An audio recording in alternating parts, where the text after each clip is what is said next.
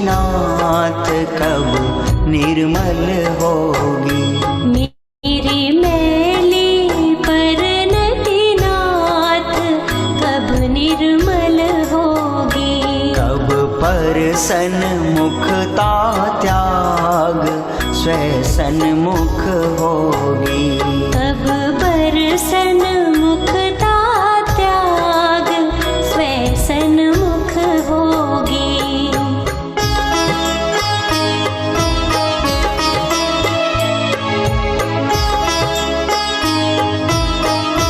नाथ कब निर्मल होगी। मेरी मैली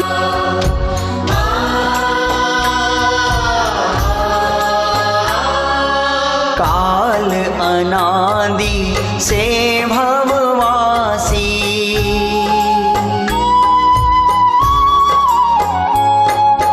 काल अनादि से भववासी भ्रमता आया लख 84। यह भव दुखदाई चाल मंगलमय होगी। मेरी मैली परिणति नाथ कब निर्मल होगी।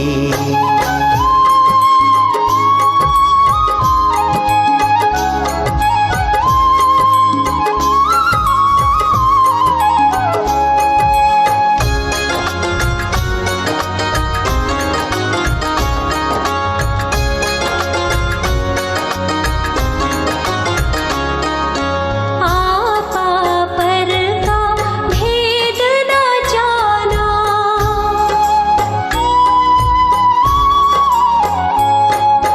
आपा पर का भेद न जाना।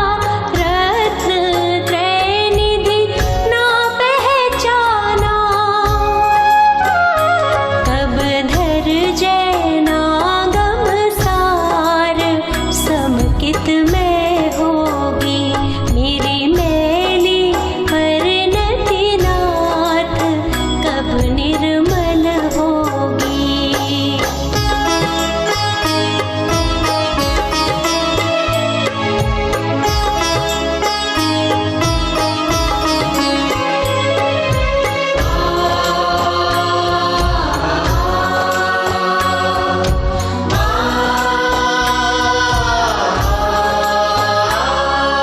पांच समिति और पंचे महाव्रत।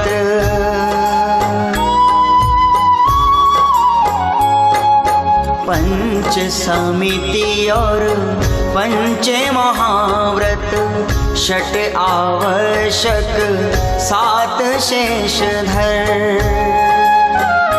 तज अक्ष विषय विष 5 मुनि बन शुद्ध होगी। मेरी मैली परिणति नाथ कब निर्मल होगी।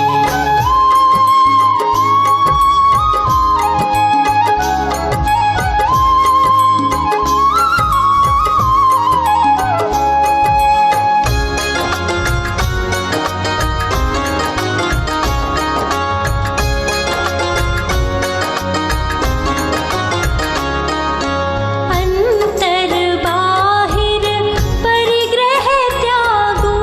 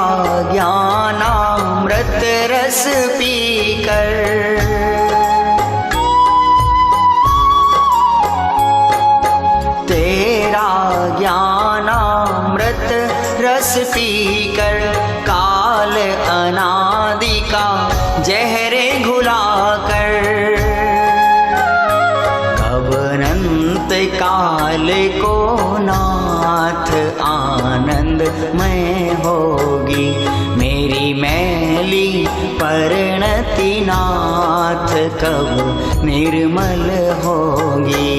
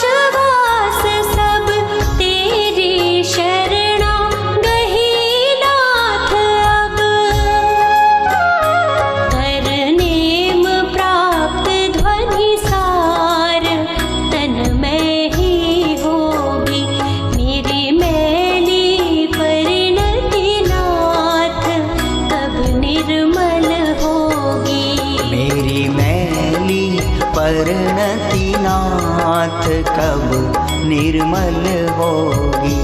कब परसन मुखता त्याग स्वैसन मुख होगी। मेरी मैली परिणति नाथ कब निर्मल होगी।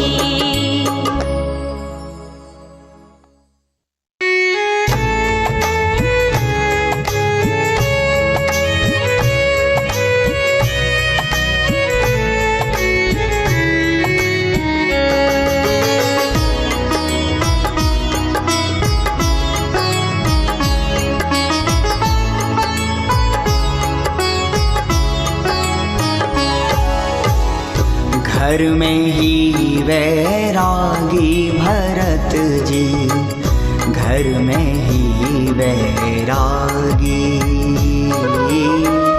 घर में ही वैरागी भरत जी, घर में ही वैरागी। जड़ वैभव से भिन्न स्वयं में, जड़ वैभव से भिन्न स्वयं में, निज वैभव अनुरागी। घर में ही वैरागी भरत जी, घर में ही वैरागी।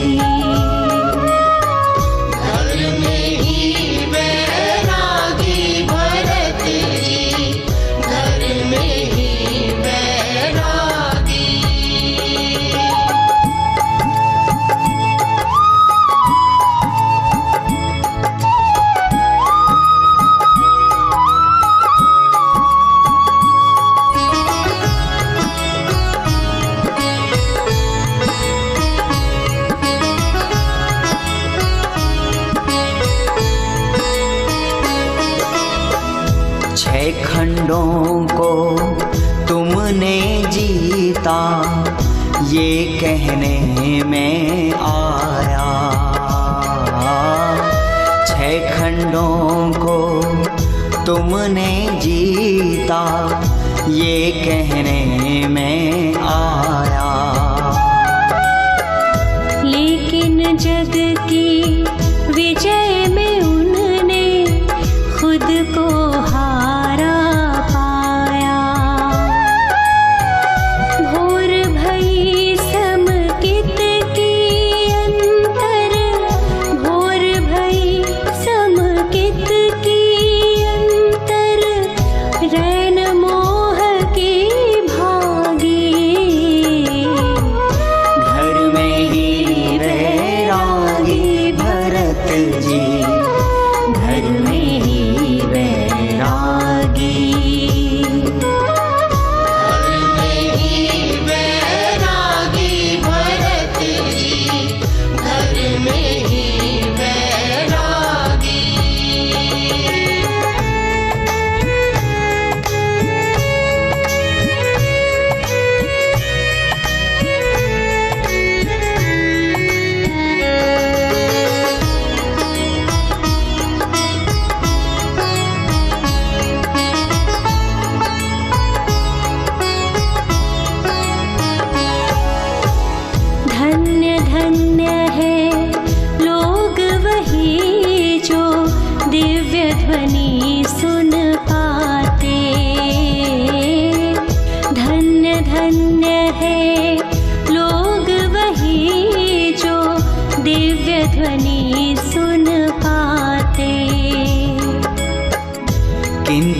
भरत जी 6 खंडों पर विजय ध्वजा फहराते। भाग्यवान कहे सारी दुनिया, भाग्यवान कहे सारी दुनिया, पर समझे वो अभागी। घर में ही वैरागी भरत जी, घर में ही वैरागी।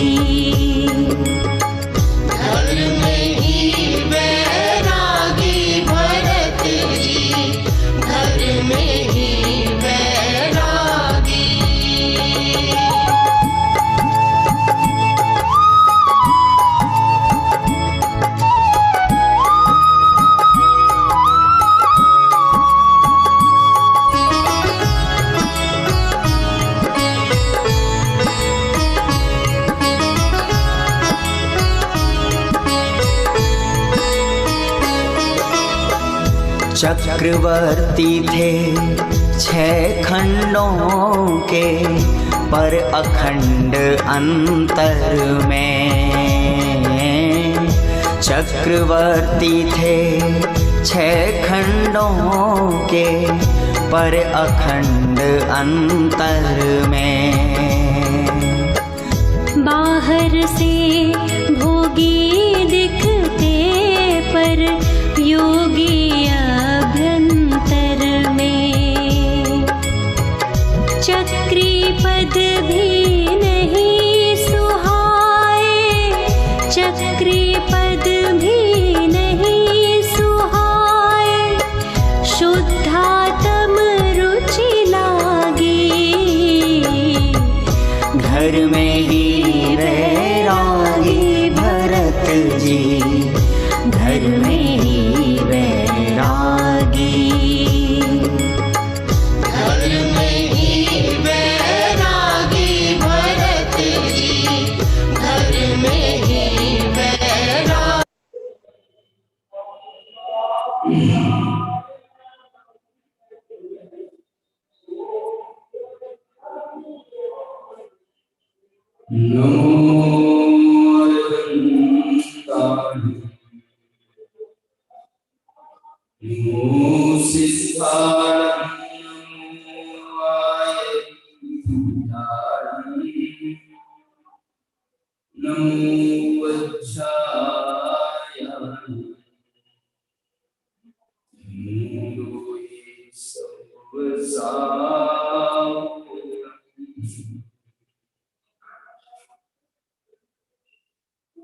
इस सुरासुर वंशिंद वंदिदं को दिखादिकं मलम् प्रणमामि वर्धमानं इत्थं मस्तकतारम्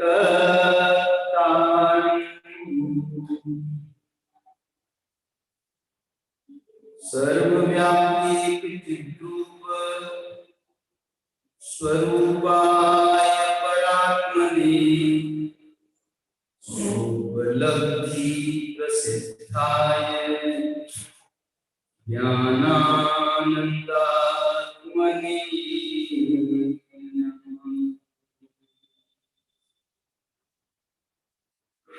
आत्मज्ञान ही ज्ञान है, शेष सभी अज्ञान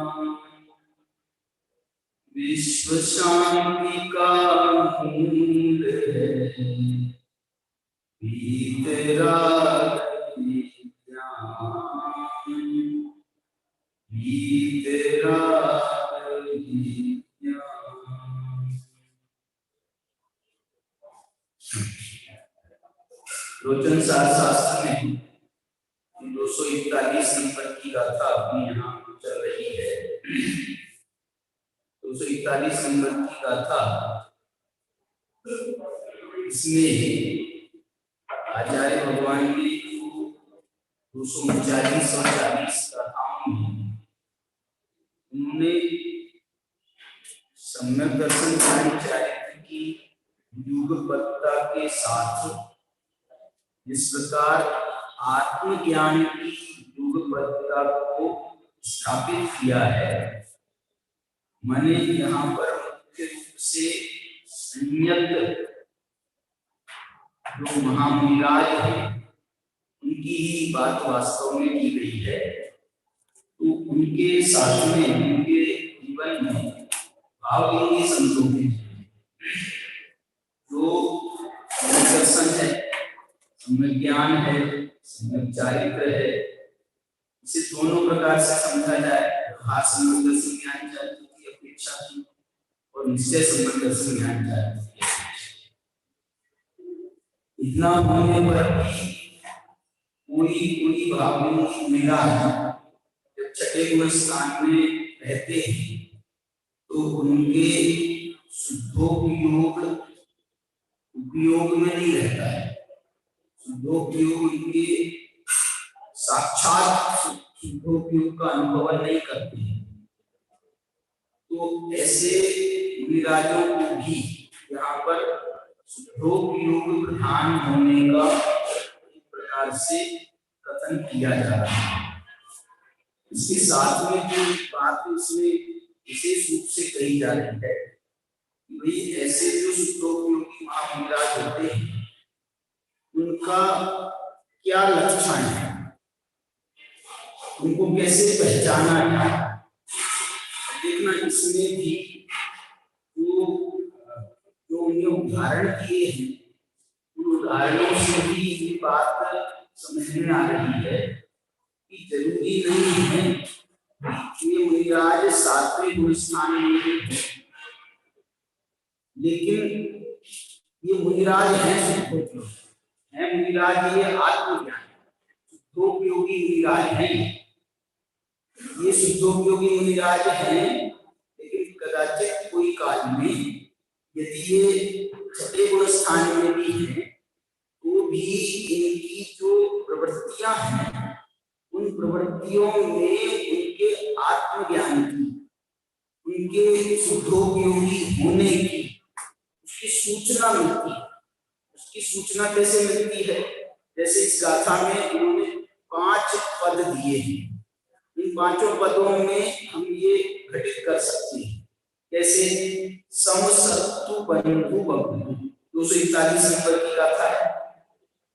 वो कह रहे हैं कि जो शत्रु वर्ग में और मित्र वर्ग में, वर्ग शब्द किस बात का सूचक है? वर्ग शब्द कहना चाहे, वर्ग माने समूह, एक शत्रु की बात नहीं है, जितने हो सकते हैं उन सबको शत्रु कहे। और मित्र में अकेले मित्रों की बात नहीं है, एक मित्र की बात नहीं है, जितने भी मित्र हो सकते हैं, माने अनुकूल और प्रतिकूल। जो हमारे अनुकूल वर्तन करें उन्हें मित्र कहते हैं, जो प्रतिकूल वर्तन करें उन्हें शत्रु कहते हैं। और मैं बताऊं आपको इसका एक चिन्ह, अमृत चंद्राचार्य मालूम किसको कह रहे हैं, शत्रु किसे कह रहे हैं और मित्र किसे कह रहे हैं? अमृत चंद्राचार्य ने क्या किया, तो ये टीका लिखी है, उसमें ये अमृत कुंड भगवान के 5 बोल लिखी और उन 5 बोलों का हेतु, 5 बोलों के अलग अलग हेतु भी उन्होंने लिखे। एक 5 बोल तो कुंड भगवान के हैं और 5 बोल अमृत चंद्राचार्य के इन्हीं बोलों के हेतु रूप से प्रस्तुत हुए। जैसे उन्होंने पहला बोल दिया था शत्रु और बंधु वर्ग, सम शत्रु बंधु, कोई आचार्य कुंड का बोल है, उसको उन्होंने वापस रिपीट किया यहाँ पर कुंडी का। फिर इसका हेतु बताते हुए मालूम क्या लिखा है हमने कि कैसे भाव का नाम ये शत्रु और बंधु वर्ग में समता रखना है।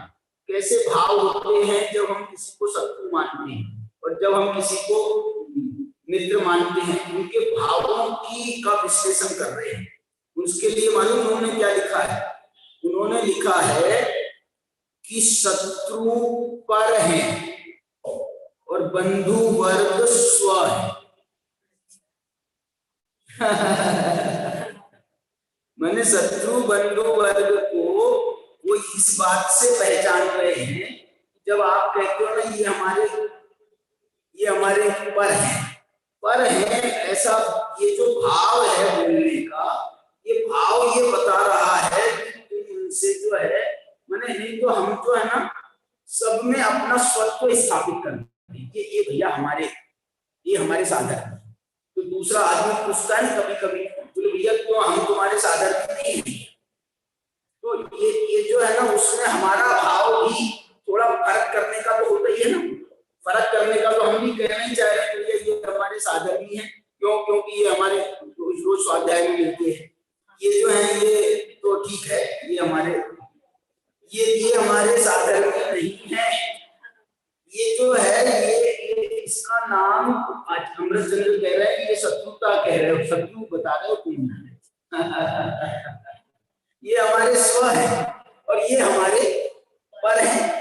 तो जितना हमारा मित्र परिवार होता है या मित्र के मित्रों का भी परिवार होता है, उन सब में हम जो है ना अपना स्वत्व स्थापित करते हैं।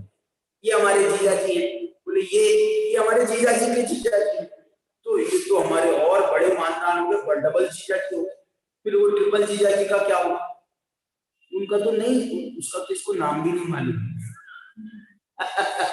जीजा के जीजा का तो फिर भी एक बार थोड़ा बहुत परिचय हो जाता है, जीजा के जीजा का, लेकिन जीजा के जीजा का जीजा तो जो है वो उसमें ये कह रहे हैं कि असल में जो है ना मानो हमने अपना लौकिक जीवन में अपन देखे ना, हमने अपना एक बहुत छोटा परिवार बना, बहुत छोटा परिवार माने छोटा सुखी परिवार वाला नहीं, हम तो हमारे छोटा परिवार माने मैं कह रहा हूँ आप अपने फोन की लिस्ट देखो, आपके फोन की लिस्ट देखो, उसमें वो भी एक आता है, उसमें ऐसा ऑप्शन कि आप जो है ना जो बहुत निकटवर्ती हैं अपने, उनका एक अपना आप ग्रुप बना लो, उसके आप नंबर डाल दो कि 1 नंबर में जय कुमार जी का नाम है, 2 नंबर पे अशोक भैया का नाम है, 3 नंबर पे इनका नाम है। तो ऐसे जो है ना नंबर आप उसमें नंबर डाल दो, बस 1 नंबर दबाओगे ना, एक ही नंबर, पूरा नंबर 10 नंबर नहीं दबाना है, 1 नंबर दबाओगे तो आपका वो अशोक भैया का खुल जाएगा और आप उनको कॉल लग जाएगा। 1 नंबर अकेला दबाने से, 2 नंबर अकेला दबाने से दूसरे नंबर का लग जाएगा। अब मैं ये कहना चाहता हूँ आप अपनी लिस्ट बनाओ, तो जो बहुत निकटवर्ती है उसकी लिस्ट 10-20 ज्यादा से ज्यादा 50 से ज्यादा की बनती नहीं। लड़की का नाम डाल दो, लड़के का नाम डाल दो, बहू का नाम डाल दो, इसका नाम डाल दो, उनका नाम डाल दो। और दुकानदारी में भी है तो आप जो है ना जो बहुत आपके स्पेशल ग्राहक हैं, तो 10-5 ग्राहक जो हैं उनके नाम आप वैसे डालोगे, और नहीं तो यार उसको महीनों में तो कभी फोन करना पड़ता है, तो उसको तो अपन तत्काल देख लेंगे, उसको इस लिस्ट में क्यों डालेंगे। नहीं तो यही लिस्ट कहो बोले साहब 500 आदमी की बन गई, अब 500 आदमी की लिस्ट है तो उसमें याद करना पड़ेगा 494 नंबर का कौन सा है, तो उससे अच्छा तो 10 ही नंबर खोज लेते। तो उस झगड़े में मैंने जो जबान पर है, जो आपके जो नंबर जबान पर आ जाए आप उस लिस्ट को बनाते हैं। 10-20-25 लोगों की लिस्ट बनती है ऐसी, कुल हर आदमी की अलग अलग, हर आदमी की पति की लिस्ट अलग बनेगी, पत्नी की लिस्ट अलग बनेगी, बहुत निकटवर्तियों में, भले ही पति की लिस्ट में पत्नी का नाम भी होगा, पत्नी की लिस्ट में पति का नाम भी हो गया,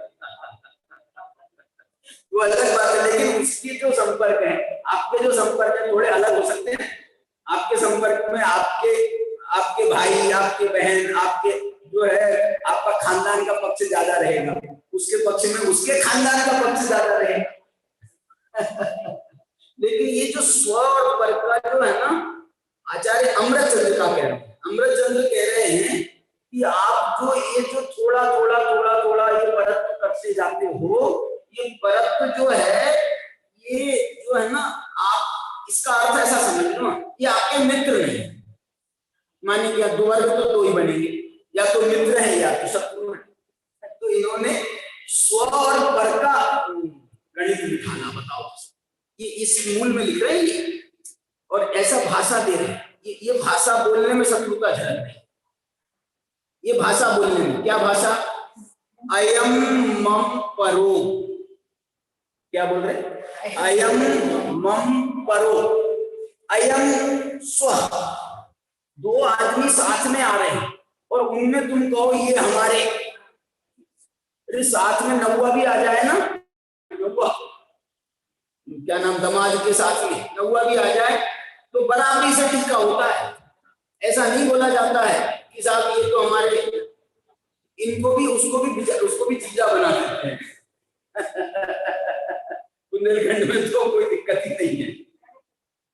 माने आज मैं कह रहा हूं, आज जो भी आएगा साथ में तो वो उसको भी वही व्यवहार को हम देंगे कि नहीं देंगे। ये तो बहुत गंदी बात है, गंदी बात कह रहा हूं मैं। यदि आप वहां पर भी ऐसा व्यवहार करते हो कि उसको अलग वो देते हो अटेंशन और साथ वाले को अलग अटेंशन देते हो, तो मतलब आप व्यवहारिक ही नहीं, आप व्यवहारिक ही नहीं। अरे मैं तो कह रहा हूँ लिफाफा भी दिया जाए तो बराबरी का लिफाफा दिया, अलग से तो देना हो देते ना तुम। अभी साक्षात देकर उसके लिफाफे में तुम 1100 रुपए डाल दो, इसके लिफाफे में 100 रुपए नहीं डालो, तो वो जो है। और अमृत चंद्राचार्य ने जो इसको भाषा दी है बहुत जोरदार, स्व और पर नहीं लिख रहे, उसको पूरा वाक्य बना रहे हैं। अयम मम परो, ये हमारे पर है, हमारे भी कह रहा है और पर भी कह रहा है, हम कोई तुम्हारे शत्रु हैं क्या? और अयम मम स्व, ये हमारे स्व है और अयम मम पर, इसका नाम शत्रुता। शत्रु मतलब जिसको हम मारने को दौड़े, जिसके पीछे पड़ जाएं, जिसका, उसी का नाम शत्रु थोड़ी होता है। और वीतरागता में ये बाधक है। मैं एक बात बोल रहा हूं आपको, स्व और पर का व्यवहार इतना दो प्रकार का होता है। एक व्यवहारिक स्व और पर, क्या बोला, व्यवहारिक स्व और एक होता है निश्चय स्व और पर। व्यवहारिक स्व और पर क्या होता है बताओ? व्यवहारिक स्व पर में दुनिया में व्यवहारिक, यदि तुम सम्यक दर्शन ज्ञान चारित्र से बात करो तो दुनिया में कोई हमारा पर है ही नहीं। क्या बोला? व्यवहारिक माने ये आपका व्यवहार नहीं, लौकिक व्यवहार नहीं, ये जो बालौकिक व्यवहार है, सम्यक दृष्टियों का व्यवहार है। तीर्थंकरों के लिए कौन पर है बताओ? वो तो ये भावना भा रहे हैं कि सारा लोग मज्जंतु निर्भर मणि सममेव दुख, सारा लोग इस ज्ञान समुद्र में आकर के डुबकी लगाओ। क्यों? क्योंकि ये भी हमारे स्व है, ये हमारे स्व है, ये भी हमारे जात के हैं। जात के माने अरे जीव जात के तो हैं।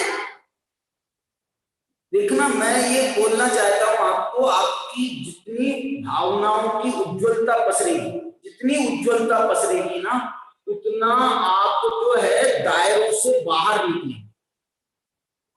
आपके दायरों से बाहर निकलेंगे। मुनिराज है, वो मुनिराज को का उनका कोई, वैसे तो व्यवहारिक दृष्टि से तो कोई स्व नहीं बचा, न माता पिता स्व बचे उनके, न भाई बहन स्व बचे उसके, कोई स्व नहीं है। लेकिन उनके स्वत्व में पूरा समाज उनके स्व में आ गया। माने वो दायरा जो बहुत संकुचित था, आज हम सोचते हैं अपने परिवार की, सोचते हैं अपने घर की, सोचते हैं अपने परिवार की, और धीरे धीरे देखें निश्चय में जाए ना, व्यवहारिक निश्चय में, तो हमारा दायरा और संकुचित होता जाता है।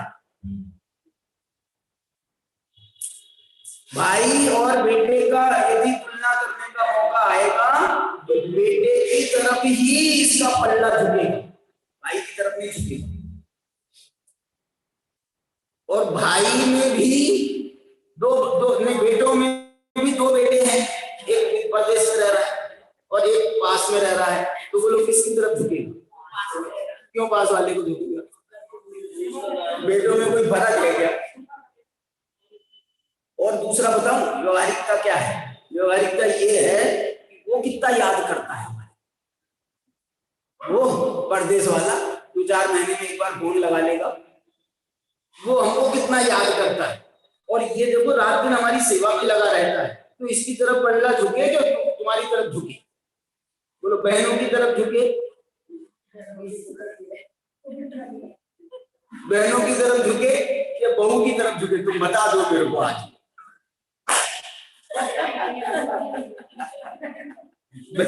बहन और बहू को मैं लड़ा रहा हूं। नहीं क्यों? क्योंकि ये बहनें तो चली गई अपने ससुराल में, वे अपने अपने में मस्त है। उन्हें हमें हमारी याद आ जाता राखी के दिन, और उस दिन भी ऐसी अकड़ी अकड़ी गिरेंगी। अभी तक आया नहीं फोन, अभी तक आया नहीं फोन। मैंने वो फोन तो बात तो करने है भैया से, लेकिन अपनी तरफ से नहीं लगानी।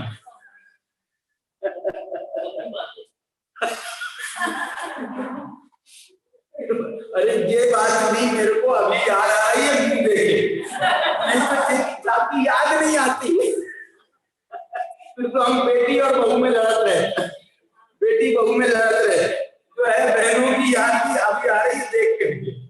मैंने ये इसमें मैं कोई बहुत बुराई देखने की बात नहीं कर रहा हूँ, लेकिन ये एक व्यवहार है। और मैं ये कहना चाहता हूँ ये व्यवहार उज्ज्वलता का, जो उज्ज्वलता का पक्ष है ना, वो उज्ज्वलता का पक्ष एक समाज का नेता बन जाए। सुनना, समाज का एक नेता बन जाए तो उसका दायरा बड़ा हो जाता है। समाज का ही नेता बन जाए कोई दायरा, गृहस्थों की बात है। अरे यार मेरे को जो है अकेला ये नहीं देखना है, मेरे को समाज का अध्यक्ष बनाया है, तो मेरे को अध्यक्ष बनाया है तो बोले तेरा दुकान में तो ग्राहक बैठे, मेरे साथ मीटिंग, मेरे को तो जाना पड़ेगा, नहीं तो ये तो तू अपना ग्राहक छोड़ करके चला जाएगा। वो छोड़ता है। क्यों छोड़ता है भाई? वो एक बहुत बड़ा काम है, इसमें तो मेरा 10-5 हजार का भी नुकसान होगा तो होगा, लेकिन वहां मीटिंग में नहीं गया तो क्या हद हो जाएगी। अगली बार मैं वोट मांगने जा सकता हूँ, अगली बार मैं वोट मांगने जा।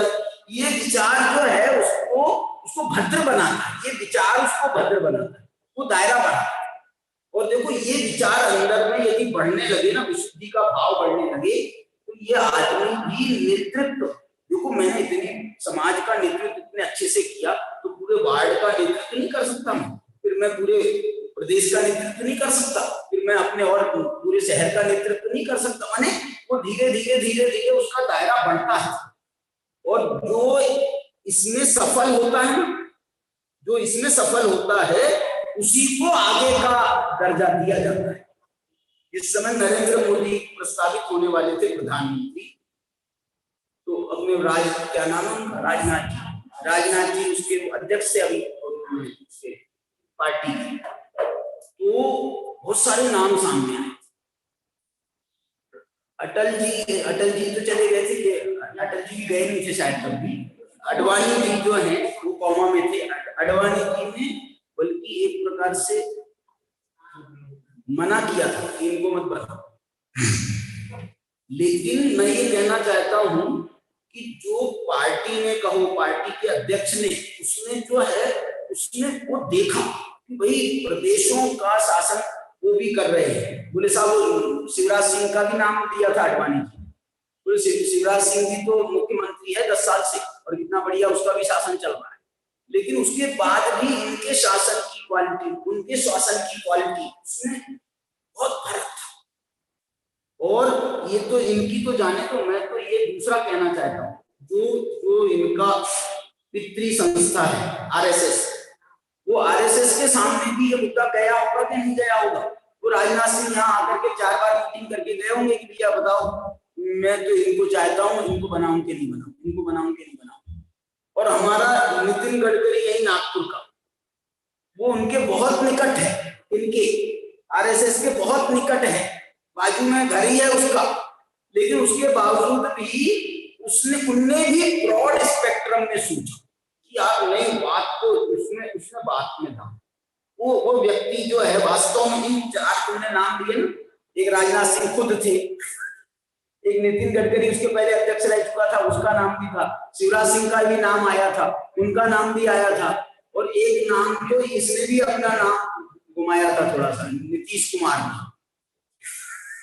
बोले अब वो जो उनका एक और है ना दूसरा मंडल, जो सब पार्टियों को मिला करके जो उनका एक ग्रुप है एनडीए की तरफ से, उन्होंने कहा कि तुम नीतीश कुमार का नाम भी प्रस्तावित कर सकते।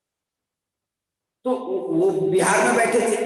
मैं ये कहना चाहता हूँ उसमें देखा उन्होंने क्वालिटी देखी, और ये क्वालिटी के साथ में एक जुझारूपन भी होता है, जुझारूपन। तो वो जुझारूपन देखा, मैंने पुरुषार्थी देखा, उसका काम देखा, उसका ईयर देखे, एक बार से जो लगातार चुन करके आ रहा है, और अच्छे मार्जिन से, मार्जिन का मतलब होता है मतलब 200 सीटें हैं तो 150 सीटें वो लेके आ रहा है, और ये तो जो है बन तो गए दूसरी बार भी, लेकिन मार्जिन पर ये बने, मतलब वो सब चीजें देखा, वहां पे प्रदेश की हालत देखी, उसका विकास का मॉड्यूल देखा। तो वो सब देख करके वो जो निर्णय निष्पक्षता से निर्णय किया जाए, कोई परिवारवाद ना हो तो निष्पक्षता से निर्णय किया, तो वो उसका नाम आया और सबने मंजूर किया, और वो उसने अपना काम करके भी दिखाया, उसका काम करके भी लोगों ने देखा। तो मैं ये कहना चाहता हूँ ये जो है ना, ये एक तरीका है, और यही तरीका जो है तीर्थंकरों को, इसी भावना ने इसी तीर्थंकर को तीर्थंकर प्रकृति के साथ में जोड़ा, इसी भावना ने उनको तीर्थंकर प्रकृति के साथ में जोड़ा है। ये भावना जब उज्ज्वलता की ओर बढ़ती गई और पूरा दुनिया जिसके दायरे में आ जाए, पूरी दुनिया, देखना मैं कह रहा हूं जैन शासन के हिसाब से, जैन धर्म के हिसाब से, जैन शासन के हिसाब से, यदि आपका दायरा अकेला जैन समाज है तो ये जैन धर्म के तीर्थंकर को मंजूर नहीं। जैन तीर्थंकर को ये मंजूर नहीं है कि तुम सिर्फ जैन समाज की सोचो, तुम तीर्थंकर होने लायक नहीं। अरे जो पूरे विश्व का तीर्थंकर होगा ना, वो जैन समाज का तो होगा ही होगा, वो ज्यादा उसमें अपना हक जताएंगे, लेकिन वो अपने आप को उसमें वो बहुत बड़े स्तर पर दिखा। एक बात बताऊं मैं आपको, एक बार जब ये शाकाहार श्रावकाचार व्रत चला था ना, शाकाहार, इसका पहले नाम शाकाहार व्रत, अकेला शाकाहार, तो ये बात जो है चली अपने समाज में, शाकाहार व्रत निकालना है। युगल जी भी थे तब, तो जयपुर से तो मंजूर हो गया था, लेकिन युगल जी अड़ गए थे इस बात के लिए बोले शाकाहार ये कोई जैन धर्म का जो है ना पहचान नहीं है। क्या बात करते हो, जैन समाज शाकाहारी नहीं होती है क्या? अरे जैन समाज शाकाहारी तो बहुत दूर रहा, जैन समाज का जो चिन्ह है वो अष्टमूल गुण है, अकेला शाकाहार नहीं है, अष्टमूल गुण है। अष्टमूल गुण के साथ में ये क्या नाम, श्रावकाचार है, इसलिए तुमको शाकाहार रखना है, तो ये फिर समझौता हुआ। अकेला श्रावकाचार रख, उनके हिसाब से तो श्रावकाचार रखना था, लेकिन शाकाहार की बहुत रूप में प्रसिद्धि थी ना, तो उस दृष्टि से उनने फिर शाकाहार श्रावकाचार ऐसा मिला करके नाम रखा गया। जैन धर्म की हमको जो है ना वो आइडियोलॉजी को समझना पड़ेगा। जैन धर्म की आइडियोलॉजी को मैं ये कहता हूँ कि कोई व्यक्ति अजैन है और वो स्वाध्याय में आना चाहता है, तो मैं जो है ना उसको, तुम्हारी पूरी समाज एक तरफ हो जाए, मैं तो उसको गले लगाऊंगा। क्यों लगाऊंगा गले? कि भाई वो व्यक्ति जो है तुम जीव समझो ना, तुम उसको अजैन और इस नाम से क्यों जानते हो, उस नाम से क्यों जानते हो, आप उसको ये समझो ना।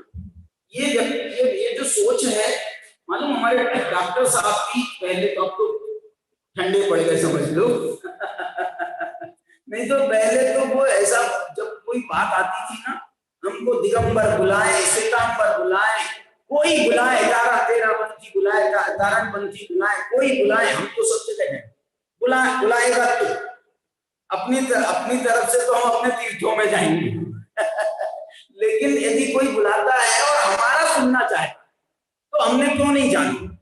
श्वेतांबर समाज का एक प्रोग्राम होता है यहाँ पर पर्यूषण पर्व के पहले, मुंबई में अध्यात्म व्याख्यान माला, क्या नाम उसका है, अध्यात्म स्टडी सर्कल, उसमें विदाउट फेल वो 50-60 साल से जा रहे हैं, 50 साल तो हो गए, 50 साल तो पक्के, 50 साल से विदाउट फेल जा रहे हैं। अब एक साथ लोड आता है, 8 दिन वहां का और 10 दिन अपने पोजीशन पर, एक साथ 18 दिन के लिए बाहर निकलना, तो वो पूरी तैयारी के पत्रिका छप रही है, विद्यालय चल रहा है, ये कर रहा है, तो पूरी व्यवस्था बना करके निकलते हैं 18 दिन। वहीं के वहीं जाना है उनको पोजीशन पर, अपने दिगंबर संरक्षण पर, तो उनको वहीं के वहीं जाना, तो पूरी तैयारी के साथ। और ये बिल्कुल, वो तो आप यदि ज्यादा वैसे पूछो ना, बोले मेरे को तो कोई हिंदू बुलाए, हनुमान वाला बुलाए, तुम्हारा कोई बुलाए, मुसलमान बुलाए तो मैं उसकी मस्जिद में जाकर के व्याख्यान करने को तैयार हूं, लेकिन बशर्ते व्याख्यान यही होगा। मेरे को देखना भी है अंदर क्या है। अच्छा हुआ तुमने बुला लिया। ये बहुत उदारता की बात। ये जब बात जीव जगत पर कोई आपत्ति आती है, जीव जगत पर, अब ये जो कोरोना था, इसने कोई भेद नहीं रखा था कि जैनियों में होगा, जैनियों में नहीं होगा, भारतीयों में होगा, अभारतीयों में नहीं होगा।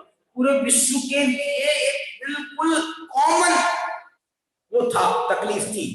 तो उस समय पर जैसे हम थोड़ा सा भेद तो कर सकते हैं, तो ये हमारा भारत, इसमें भी यदि तुम थोड़ा प्रादेशिक भेद करते हैं, जैसे कभी कभी उनको अपना गुजरात का थोड़ा सा सॉफ्ट कॉर्नर झलक जाता है, भूल गए कि तुम प्रधानमंत्री हो, याद दिलाने वाले याद दिला देते कि तुम प्रधानमंत्री हो, गुजरात को तुमने इतने दे दिए और हमारे बिहार को। तो कहने का मतलब मैं ये कहना चाहता हूं कि वो जो है, आपको परिस्थिति देखना चाहिए। और इस जगह पर जो भारत जो रोल अदा किया है अभी भी और कर रहा, तो उसको जो है पूरे विश्व के नेतृत्व करने की एक इसमें झलक दिखाई देती है कि जो सोचता हो पूरे विश्व का, उसको विश्व का नेता बनाया जाए। जो सिर्फ अपने जगह का सोचता है, वो विश्व के नेता बनने के लायक नहीं है। ये जो दृष्टिकोण है, मैं ये कहना चाहता हूं, ये दृष्टिकोण में ये जो स्व और पर वाली बात है, कहां लिख रहे हैं ये स्व और पर वाली बात? शत्रु मित्र के प्रसंग में लिख रहे हैं, शत्रु मित्र के प्रसंग में लिख रहे हैं। ये हमारे स्व हैं और ये हमारे पर हैं। ये बात रागियों का चिन्ह है। ये किसका चिन्ह है? रागियों का चिन्ह है। वीतरागियों का चिन्ह क्या है? वीतरागियों के लिए कोई और ये जो ये हमारे पर है और ये हमारे स्व है ना, ये विभाग हमने काय में किया है मालूम? सिर्फ परों में विभाग किया है। जो पर है ना, उन्हीं पर में ये इतने पर हमारे स्व है और इतने पर हमारे पर है। ये परों में तुम स्व पर का विभाग कर रहे हो। और निश्चय से देखना, मैं कह रहा हूं व्यवहार में हमारा कोई पर नहीं। क्या हमारा कोई पर नहीं है व्यवहार में? और निश्चय में हमारा कोई स्व नहीं है। एक रूपता सब पर को व्यवहार में हम अपना बना लिया, और निश्चय में सब पर के खाते। हमारा एक अकेला शुद्धात्मा ही हमारा स्व है। अरे शुद्धात्मा की छोड़ो, वो शुद्धात्मा में भी कितने ग्रुप बने हैं। शरीर अलग, फिर अंदर रागादि के परिणामों का ग्रुप है वो अलग, फिर शरीर उसके अंदर जो है वो और दूसरे सूक्ष्म भाव, औपसमिक भाव, छायिक भाव, इनके ग्रुप हैं, वो भी सब अलग। माने एकमात्र जो त्रिकाली ध्रुव भगवान आत्मा बस वो स्व है, और पर्याय मात्र पर ये माने निश्चय की बात आई है आचार्य के सामने, निश्चय की बात आई है तो बोले जो चट्टान की तरह है त्रिकाली ध्रुव भगवान आत्मा, वो तीनों काल मेरे साथ में रहता है। ये पर्याय का क्या भरोसा है? पर्याय जो संयोग योग स्वभाव है। क्या बोल रहे हैं? पर्याय संयोगी और स्वभाव वाली। पर्यायों को भी एक बार उद्गल जो कहा जाता है, उद्गल, तो उद्गल इसलिए कहा जाता है कि उद्यते और गलित, पूर्ण गलन, पूर्ण माने उत्पाद होना और गलन माने व्यय होना। पूर्ण माने अपने उत्पन्न होना और गलन माने नष्ट होना। तो बोलिए ये पर्याय पूर्ण गलन स्वभाव वाली है, इसलिए भी उद्गल है। उद्गल, उद्गल एक उद्गल के निमित्त से होने के कारण भी उनको उद्गल का कहा जाता है। औदैहिक भावों को, औदैहिक भावों को छोड़ो, औपसमिक, छायिक और औपसमिक भावों को भी इनको औपाधिक नाम दिया। हम लोग भी शाम को समय सार की चर्चा कर रहे, उसमें ये हमने प्रश्न रखा था 2 दिन पहले कि औपाधिक भाव में और औदैहिक भाव में क्या अंतर है। क्या औपाधिक भाव में और औदैहिक भाव में टोडरमल जी ने जब अपना परिचय दिया ना, उसमें कोमटसार चंद्रिका की प्रस्तावना में, ये मेरे औपाधिक भाव, उसमें औपाधिक भाव में औदैहिक भाव तो आते ही हैं। औदैहिक भाव में रागादि औदैहिक भाव हैं, और जो ये परिवारजन है, ये संयोग, नो कर्म जो है, ये सब औदैहिक भाव के ही चिन्ह है। ये नो कर्म भी और उदय भाव से मिलता है। तो ये मेरे औपाधिक भाव में, ये औदैहिक भाव तो है ही, लेकिन मेरे को जो ज्ञान का इतना उपसम हुआ है, ये मेरे औपाधिक भाव उपसम से जनित है, इनका भरोसा नहीं है। पहले मेरे को इतनी गाथाएं याद थी, इतनी गाथाएं याद थी, और अब जो है कोई एक शब्द पे अटक जाता है मामला, तो याद नहीं आता है। बोलो, तो ये जो है, ये मेरे औपाधिक भाव को भी तो भरोसे के लायक नहीं है। औपसमिक भाव, छायिक भाव तो बहुत बढ़िया है, अरे बहुत बढ़िया है, लेकिन है तो नहीं। उसका क्या भरोसा करें।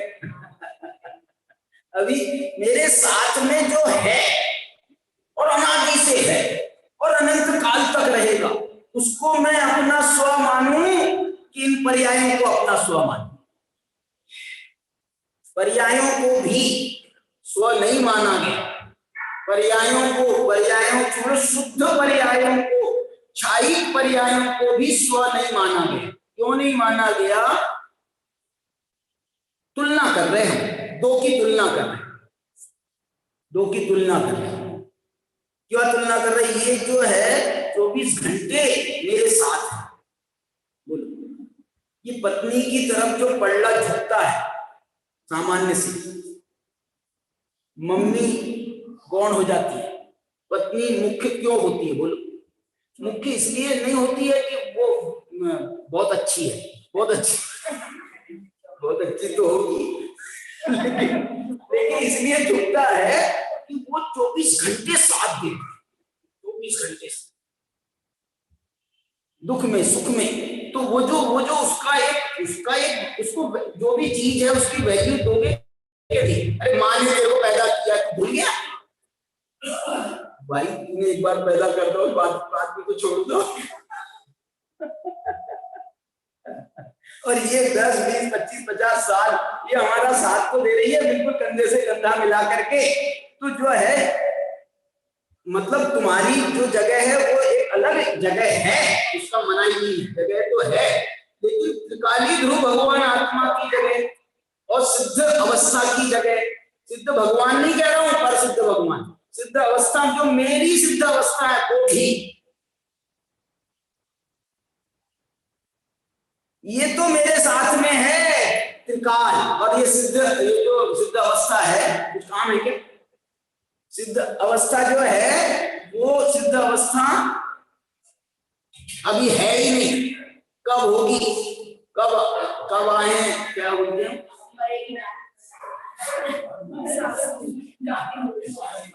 कब मरेगी मन पैदा तो हो। अभी तो सिद्ध अवस्था पैदा होने का झगड़ा पड़ रहा है। तो इस प्रकार से इन्होंने शत्रु मित्र का जो एक बोल था उसको अमृत चंद्राचार्य ने स्वपर के माध्यम से बहुत ही, क्या बोलना चाहिए, ब्यूटीफुल तरीके से उसका उन्होंने विश्लेषण किया। और देखो दूसरा गोल था उनका सम सुख दुख।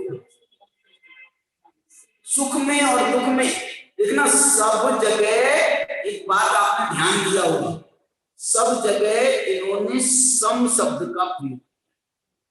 सम सत्तु अद्भुत बलु सम सुख दुख प्रशंसा निंद सम, यह बाद में लिखा है, प्रशंसा और निंदा में भी सम। समलोठ कंचनो, लोठ माने लोहा और कंचन में भी सम। और जीवित मरने समो, और जीवित और मरण में भी जो समान है। ये किसके लिए कह रहे, ये किसके लिए कह रहे? समणो।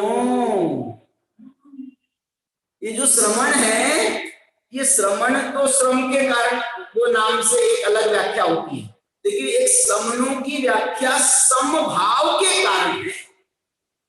मुनिराज की दृष्टि में कोई फर्क नहीं, शत्रु बंधु में कोई फर्क नहीं है, सुख दुख में कोई फर्क नहीं है, प्रशंसा निंदा में कोई फर्क नहीं है, लोष्ट और कंचन में कोई फर्क नहीं है, अरे जीवन मरण में कोई फर्क।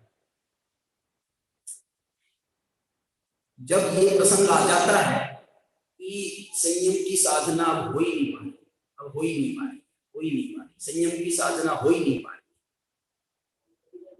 तो क्या फर्क पड़ता है?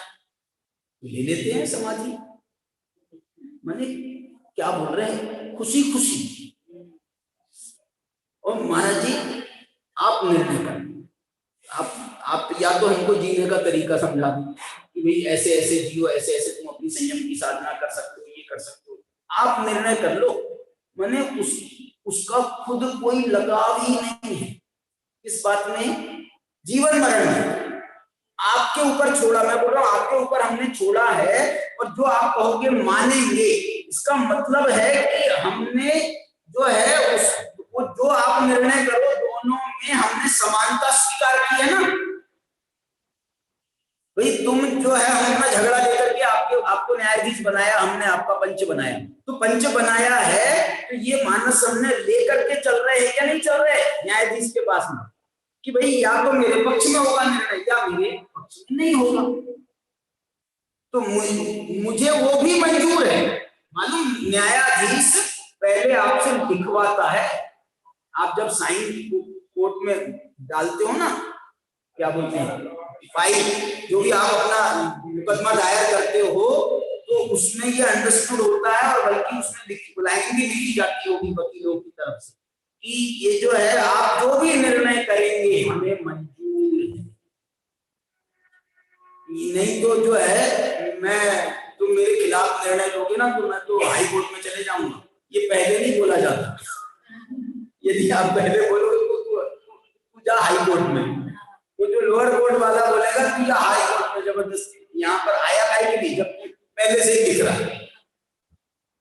इसलिए जो है वो एक ऑप्शन है, बाद का ऑप्शन है, वो पहले से का ऑप्शन नहीं, हम मंजूर। लेकिन साहब आपने निर्णय दिया, लेकिन निर्णय तो ठीक है, लेकिन जो है इसमें आपने बराबर आपको नहीं, मैंने उसका हमने अलग एक्सक्यूज निकाला है।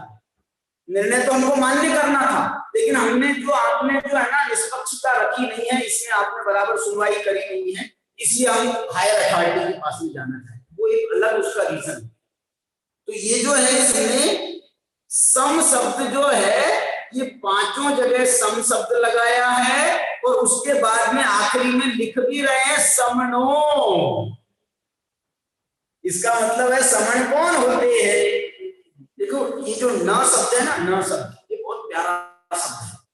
समणो, न शब्द माने क्या होता है, न माने, न शब्द जो है, न शब्द इसका प्रतीक है कि ऐसे भावों से जो परिणमन कर रहा है।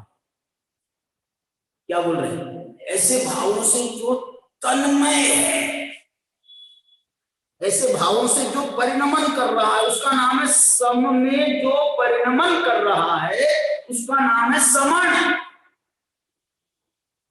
करूंगा या ऐसा होगा, मैं सुनूंगा, मैं देखूंगा, ऐसे नहीं।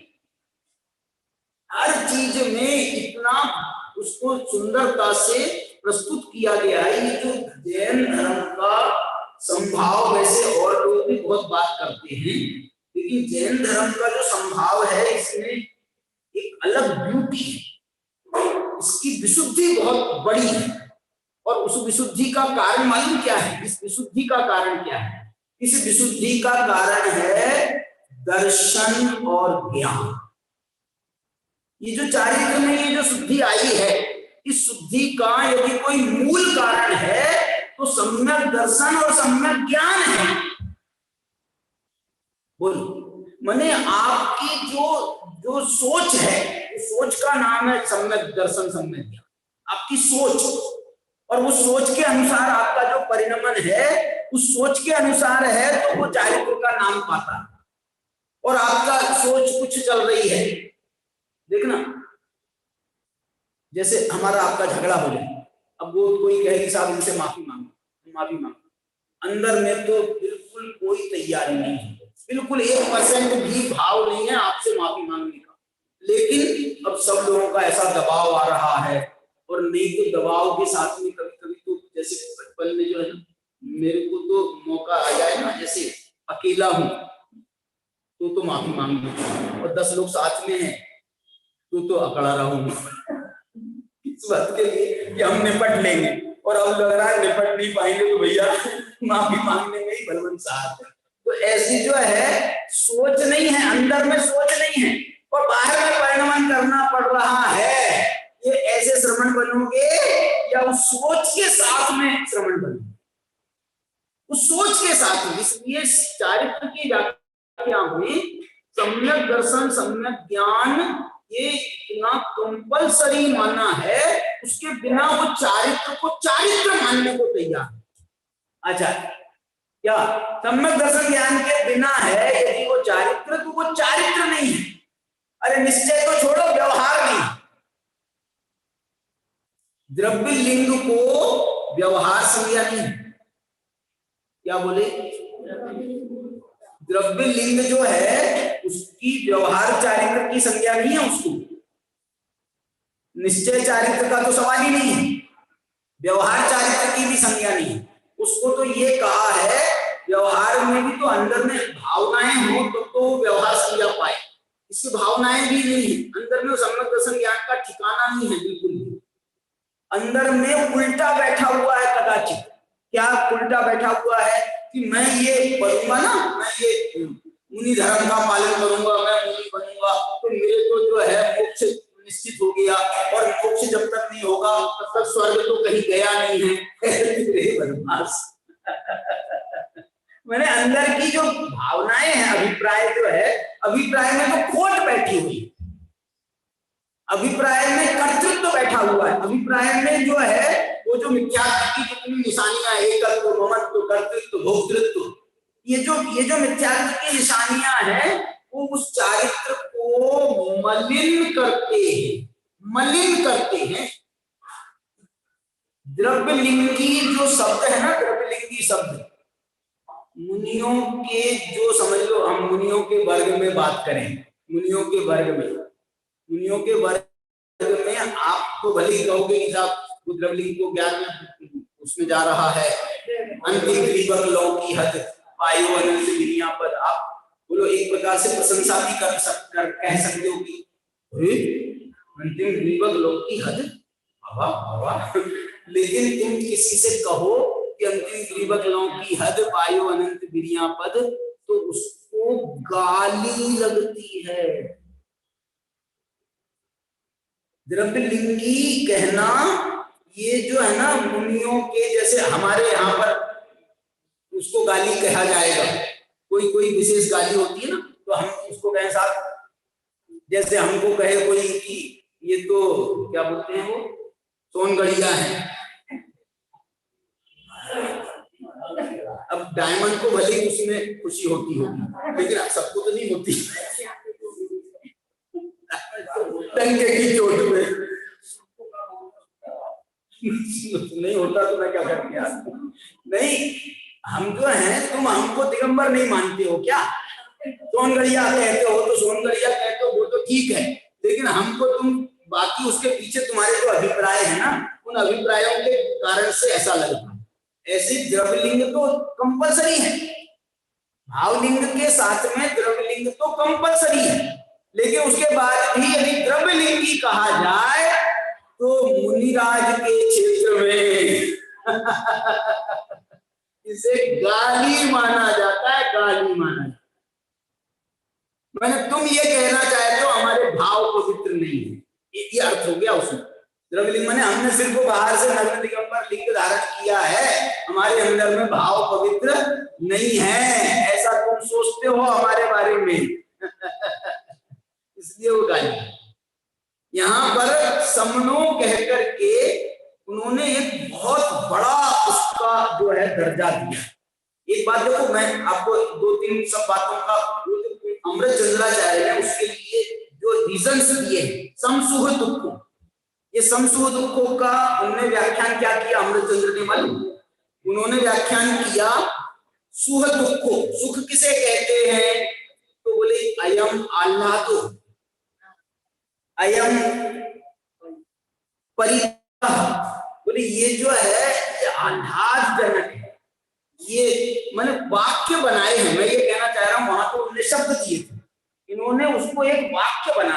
हम कैसा प्रकट करते हैं लोग में, समसुख दुखो जब नहीं होते हैं तो हम कैसा प्रकट करते हैं? हम ये प्रकट करते हैं ये तो बहुत आह्लादजनक बात है और ये तो बहुत दुखदायी बात है, ये तो दुख देने वाली बात है। तो ऐसे भाव जब आते हैं, ऐसे जो भाव उद्गार जब निकलते हैं ना, उद्गार सब कुछ बनाया हमने, वाक्य बनाए, तो इसका मतलब ये ऐसे उद्गार जब निकलते हैं, वो उद्गार किस बात के प्रतीक हैं? इस बात के प्रतीक हैं कि समण नहीं है। मैं तो ये कहना चाह रहा हूं कि श्रवण के मुख से ये शब्द भी जो हैं वो उनको सूट नहीं करते। वो ये कहें कि ये हमारे शत्रु हैं, ये हमारे मित्र हैं, बात खत्म हो गई। वो कहें कि ये हमारे लिए आह्लादजनक बात है, ये हमारे लिए बहुत परिताप देने वाली बात है। दुनिया में कोई बात तुम्हारे लिए आह्लादजनक और परितापजनक नहीं होनी चाहिए। समणो नहीं तो समण खत्म हो गया मामला। इसी प्रकार से देखो सबके लिए उन्होंने वाक्य बनाए। दूसरा तीसरा कौन सा था? प्रशंस निंद समूह। प्रशंस निंद समूह के लिए उन्होंने क्या मतलब, जैसे कोई प्रशंसा कर रहा है तो आपने प्रशंसा करी तो मेरे को भी ऐसा लगता है जैसे मेरी कुछ मैंने, तूने प्रशंसनीय काम नहीं की लेकिन इनने प्रशंसा करी ना, उसमें इसको गौरव की अनुभूति हो रही है, जैसे मैं कोई बड़ा हो गया। तू कैसे बड़ा हो गया? उसके बोलने से। तूने कुछ प्रशंसनीय काम किया हो तो बता। लेकिन जो है ना प्रशंसा, हमको इसमें ही प्रशंसा लगती है। आपने बोल दिया बस बहुत है, आपने बोल दिया और आपने हमारी निंदा कर दी। इसमें हमने काम किया निंदनीय, उसमें हमको निंदा महसूस नहीं हो रही, वो हमको बुरी नहीं लग रही। हमको कौन सी बात बुरी लग रही है कि तुमने निंदा करी क्यों? हमने किया गलत तो किया, लेकिन तुमने उसका निंदा क्यों करी? ये बात। तो इसमें इसके लिए उन्होंने मालूम क्या नाम दिया है? इसको नाम दिया है उत्कर्षण अपकर्षण क्या जो अपने कर्म सिद्धांत के शब्द है ना, उत्कर्षण अपकर्षण, ये नाम दिया इन्होंने। ये लिख रहे हैं इदम मम उत्कर्षणम। आपने हमारी प्रशंसा करी, देखो हमारा जो है गौरव बढ़ गया। इदम मम उत्कर्षणम और इदम अपकर्षणम मयम, ये जो है ये मेरा अपकर्षण है। और सुनो तीसरी बात, समलोढ़ कंचन। मैं इसके बारे में तो बहुत बात कहना चाहता हूँ, समलोढ़ कंचन। इसमें जो है एक बात समझना, जब हमारे यहाँ चोरी की परिभाषा बताई जाती है ना, चोरी किसे कहते हैं, बालबोध पाठमाला, तो मैं एक बात बताऊं तुम्हारे को। अभी शाम को जब कक्षा चल रही है ना, संयम की कक्षा चल रही है, उसमें क्या चल रहा है मालूम है? शास्त्री का कोर्स नहीं चल रहा। अरे हम तो यही सोच के नहीं आ रहे हैं कि शास्त्री की बड़ी पढ़ाई चल रही होगी, अभी बालबोध चल रहा है बाल बोध चल रहा है, लेकिन ये बाल बोध जो है ना, ये बच्चों के लेवल वाला नहीं है, 8 साल के बच्चों के लेवल वाला, ये 70-80 साल वालों के लिए भी ये बाल बोध का लेवल है। मैंने एक दिन में एक पाठ हो रहा है, ऐसी कुछ चल रहा है, एक दिन में एक पाठ हो रहा है, और वो तुम्हारे सामने एक दिन के लिए, मैंने 1 घंटे के लिए आ रहा है, लेकिन उसकी तैयारी जो है उसकी दूरी भर चलती है। बाल बोध की तैयारी भी मैंने बहुत सरलता से ये वो क्लासेस चल रही है। मैंने इसमें ये कोर्स में ये रखा है, ऐसे ही रखा है कि आप जो है ना सरल विषय दो पहले, और धीरे धीरे धीरे धीरे आप गहराई में जाओ। आप सीधे पहले से ठोक दोगे ना तो कल 4 आए थे, आज 2 रह जाएंगे, जैसे मेरे प्रवचनों में होता है। बोले यार अभी तक विपिन जी के प्रवचन चल रहे थे तो बहुत अच्छी संख्या है, और राकेश का प्रवचन चालू हुए। बोले क्यों, ऐसा क्यों हो रहा है? बोले तुम ज्यादा गहराई में चले जाते हो। अब मैं जाऊंगा नहीं, सब लोग कंचड़ो बताओ। चोरी की परिभाषा में क्या लिखा है बताओ? किसी की गिरी हुई, पड़ी हुई, रखी हुई वस्तु को बिना उसकी आज्ञा के उठा लेना, अपने जेब में डाल लेना, इसका नाम चोरी है। मैं एक बात बोल रहा हूं, इसमें भी एक अंश में वो वीतरागता की निशानियां हैं। नहीं है किसी की रखी हुई, वो कोई भी चीज हो ना, वो सोने का आभूषण हो, चाहे देखना मैंने आप कोई तो इतने बड़े महान होते हैं लोग, मैं ये कहना चाहता हूँ, कोई लोग गिरवी का काम करते हैं ना, गिरवी का काम, उसने अपनी गुड़िया बना करके दी, भरोसा भी कर लिया है, इनने कोई चेक नहीं कराया तो भैया जरा देखना यार इसमें बराबर ही बोल रहा है 10 तोला माल है, 10 तोला है क्या नहीं, तो उसने तो गुड़िया बना करके जैसी दी उसने वैसी की वैसी डाल दी तिजोरी में, उसको खोल करके भी नहीं देखा, पता नहीं इसने पत्थर भर दिए, उसने खोल करके भी नहीं देखा। बाद में जब वापस करने का नंबर आया तो इन्हें बोला वापस करा, उसको बदमाश तो था ही, वो खोल करके देख रहा है, बोले साहब इसमें तो कुछ नहीं। अरे भैया हमने जो है तुम्हारी गुड़िया जैसी तुमने बना करके दी थी वैसी की वैसी रखी है, और उठा करके तुमको दे रहे हैं, और तुम कह रहे हो कि तुमने बदल दिया। सब लोग माने वहां पर वो पड़ी हुई चीज सोने की है कि लोहे की है कि पत्थर की है, किसकी है, इससे क्या फर्क पड़ता है? बताओ? तेरी है क्या? तेरी हो तो बात कर, तेरी नहीं, तुम बैठ जाओ शांति से। हाँ, 2 मिनट तो एक बार इनने दिखाया, वहां से ला करके इनने खोल करके दिखा दिया। चलो समलोष्ठ कंचन, ये लोष्ठ कहते हैं लोहे, और कंचन कहते हैं स्वर्ण। यहाँ सोने में और कंचन में भी कोई भेद दिखाई नहीं देता है। इसकी चर्चा अपन और आगे करेंगे, आज की चर्चा को यहीं पर।